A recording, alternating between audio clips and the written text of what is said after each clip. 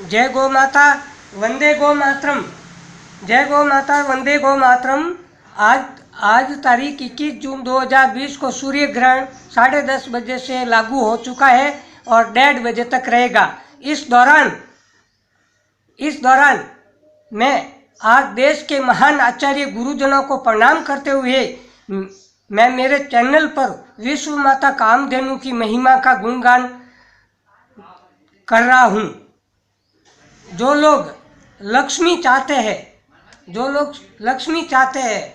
लक्ष्मी यानी धन लक्ष्मी, जिसके भाग्य में धन लक्ष्मी लिखी नहीं हो और हताश हो जाता है और जगह जगह अपनी जन्म पत्रियाँ दिखाता है, हाथ दिखाता है, अपने भाग्य खोलना हो, भाग्य में लिखी हुई तो है नहीं, तभी तो भटक रहा है।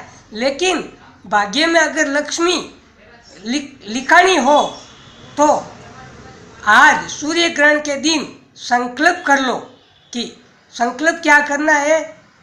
लक्ष्मी प्राप्ति के लिए, लक्ष्मी दाता बनने के लिए।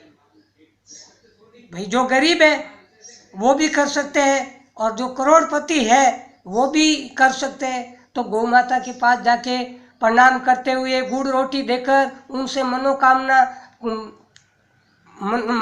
मांग लीजिए और लक्ष्मी माता का पाठ या लक्ष्मी माता की चालीसा वो गौ माता के पास खड़े होते होते कर लीजिए। देखना लक्ष्मी आती है कि नहीं आती, क्योंकि लक्ष्मी का वास गौ माता के गोबर में है। गोबर वरदान सिद्ध है, देवताओं द्वारा गोबर वरदान सिद्ध है। देवताओं ने गाय को कह दिया था, लक्ष्मी जब आई दौड़ी दौड़ी कि हे देवताओं, आपने तो गाय के ऊपर हक जमा लिया, आसन जमा लिया। तो लक्ष्मी बोली कि मेरे को भी आसन दीजिए, मैं कहाँ रहूँ। तो देवताओं ने कहा और गौ माता भी बोली कि आप मेरे गोबर में निवास कीजिए। तभी तो हर दीपावली को गोवर्धन पूजा करते हैं ना। गोबर का हर घर के आगे गाय के गोबर का वो अपन गोवर्धन पूजा करते हैं। गाय का गोबर ला के लक्ष्मी जी की पूजा की जाती है, वहाँ पर धूप दीप किया जाता है। अब तो करते नहीं है, गोबर से गणना हो गई है। तभी तो फिर भिखारी दर भाग्यहीन लोग, करोड़पति भी नुकसान में चलते हैं। घाटा हाय नफा। अरे गौ माता की शरणा में जाइए, उनसे वरदान मांगिए और गोबर की पूजा हर दीपावली पर कीजिए। गोबर की पूजा, हाँ, गोबर में लक्ष्मी को वासो है। गाय की पूजा भी करो, गाय की सेवा करो। गाय को पशु मत समझो। गाय को पशु समझने के कारण ही हम लोग पीड़ित होते जा रहे हैं धीरे। 40 साल पहले देश कहाँ था और अब कहाँ है। 40 साल पहले घर बीमारियाँ भी नहीं थी, क्योंकि घर में गौ माताएं आराम से सुखी जीवन बिताती थी। और अब गौ माताएं सड़कों पर रोती है कि कोई भक्त आवे और मेरा लालन पालन करे प्रेम से, गुड़ रोटी खिलावे प्रेम से। लेकिन नहीं, ऐसी कोई बात नहीं है। लोगों की गौ माता से आस्था भंग हो चुकी है, लोगों की श्रद्धा गौ माता के प्रति भंग हो चुकी है। इसीलिए तो सारे देवी देवता रूठ गए आपसे। ये बात आज से संकल्प कर लेना। आज से सूर्य ग्रहण है। इस सूर्य ग्रहण के दिन जो भी चैनल पर इस पाठ को सुन रहा हो, गौ माता की महिमा को सुन रहा हो, वो आज से अपने कान पकड़ करके गाय को पशु न कहे, गाय को जानवर न कहे, ऐसा संकल्प कर दो। और फिर देखना कि लक्ष्मी आती है कि नहीं आती है। भाग्य में लिखी होती है ना, जितनी तो मिलती है, और नहीं आती है तो आ जाती है गौ माता की शरण जाने से। हाँ, और कान में बात करने से गौ माता को पशु मान रखा है, जानवर मान रखा है। फिर लक्ष्मी आएगी कहाँ से। ये कोरोना है ना, कोरोना आया ना, ये सब की जेबें खाली करा देगा। ये 3 साल तक कोरोना जाने वाला नहीं है। हाँ, 3 साल तक जाने वाला नहीं है, ये सब की जेबें खाली करा देगा। हाँ, देख लेना। गौ माता की शरण चले जाओ, ठीक रहेगा। गौ माता की शरण चले जाओ, ठीक रहेगा। कोरोना भी भाग जाएगा। और सच कहता हूँ, घर घर व्यापार धंधे सब चलने लग जाएंगे। आज से गौ माता को पशु जानवर कहना संकल्प कर दो कि मैं आज से पशु और जानवर नहीं कहेंगे, आज से पशु और जानवर नहीं कहेंगे। जो भी गाय के शरण जाएगा, मैं कहता हूँ भिखारी से भी, भिखारी भी है ना, उसको भी भीख मांगते समय भीख नहीं मिलती है। भिखारी भी अगर गौ माता के शरण चले जावे तो उसको भी भीख मिलती है। नहीं तो आजकल भिखारी भी दुखी है, भिखारी को भी भीख नहीं मिल रही है, वो भी परेशान है। हाँ, वो भी परेशान है जगह जगह, वो भी, उसको भी भीख देने वाला नहीं है। हालात बुरे होते जा रहे हैं देश के।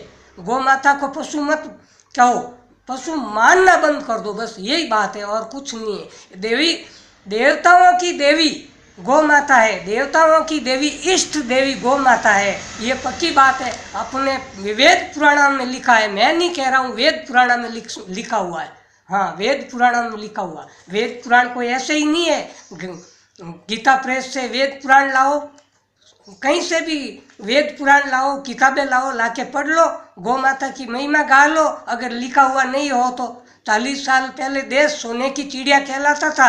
हाँ, और घी की नदियाँ बहती थी। कौन से घी की? गाय के घी की नदियाँ बहती थी। और अब चर्बी के घी, बनावटी घी, खोटे घी की नदियाँ बहती है। वही तो लोग खा रहे हैं, इसीलिए तो तुम लोग सब भी बीमार हो।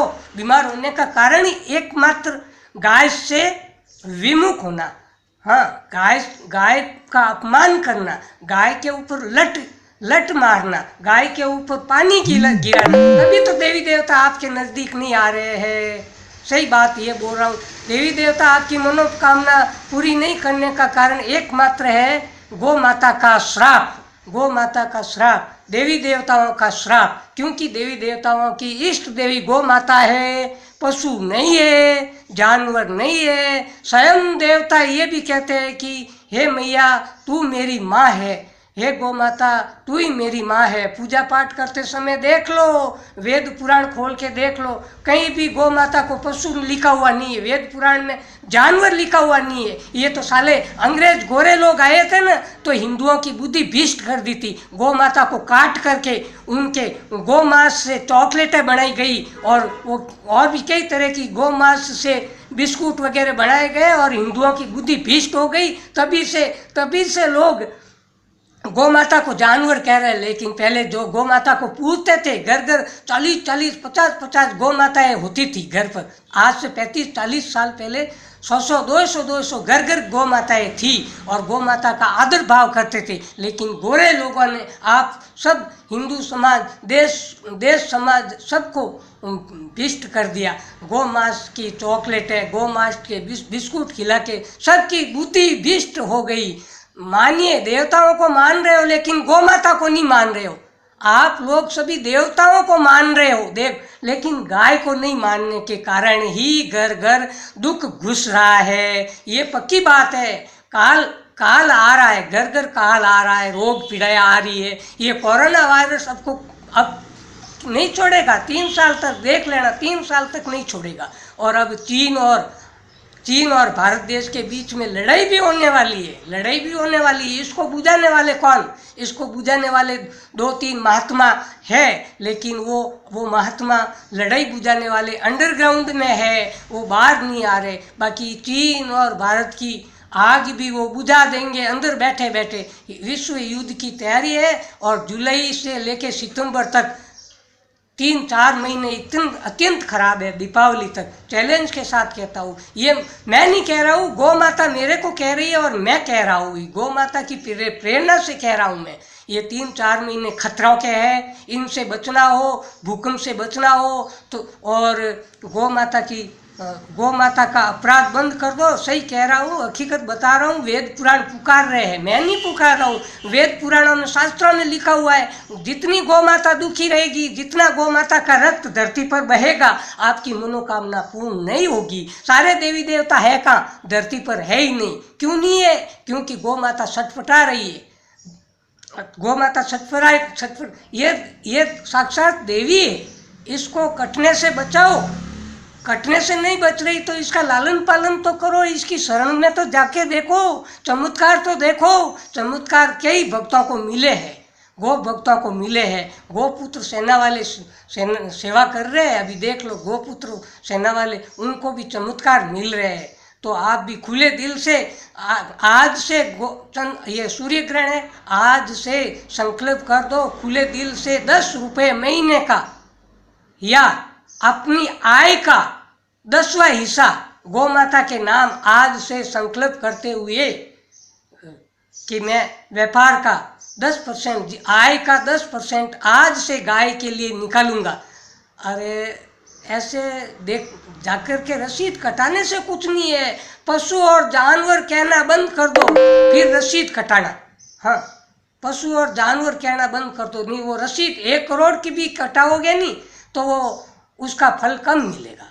जब तक पशु और जानवर मन से नहीं त्यागते हो तब तक भले चाहे 1 करोड़ का चंदा कटाओ, चाहे 5 करोड़ का कटाओ, चाहे 10 लाख का कटाओ, जब तक पशु और मवेशी और जानवर कहते हुए रसीद कटाओगे तो आपके पैसे का दुगुना नहीं मिलेगा, सिर्फ 1% लाभ होगा आपको। सिर्फ पशु मान करके सेवा करोगे तो, जानवर मान करके सेवा करोगे तो लाभ नहीं होगा, जानवर मान करके सेवा करोगे तो लाभ नहीं होगा। ये पक्की गारंटी है, पक्की गारंटी है।